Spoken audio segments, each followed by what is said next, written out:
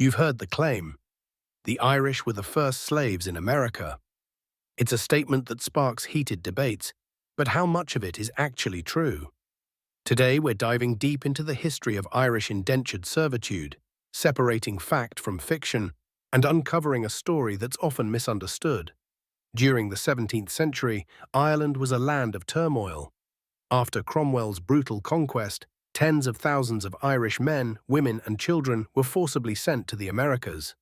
Their destination? The plantations of the Caribbean and the colonies in North America. They were sold into indentured servitude, a system of labor that often blurred the lines between freedom and bondage. But was it slavery? That's the question we need to answer. Indentured servitude was, without question, brutal. Contracts typically lasted 5 to 7 years, during which servants endured grueling labor, poor living conditions, and harsh punishments. Many died before their term was up.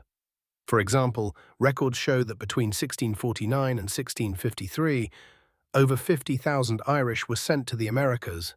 Some were prisoners of war, others were simply poor and seen as expendable. But here's the key distinction: indentured servitude had an end date. In theory, once their contracts were completed, they could earn land or money and start a new life.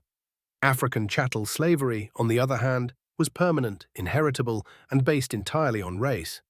So where did the idea of Irish slaves come from? In recent years, certain groups have used this myth to diminish the horrors of African slavery.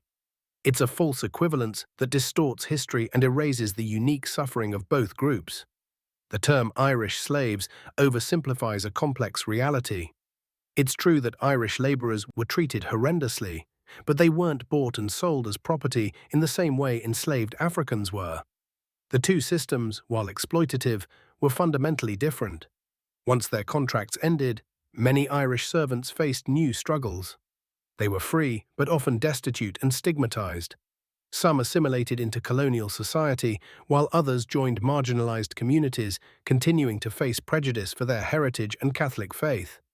For centuries, the Irish were stereotyped as lazy, unruly, and inferior, a prejudice that persisted well into the 19th century.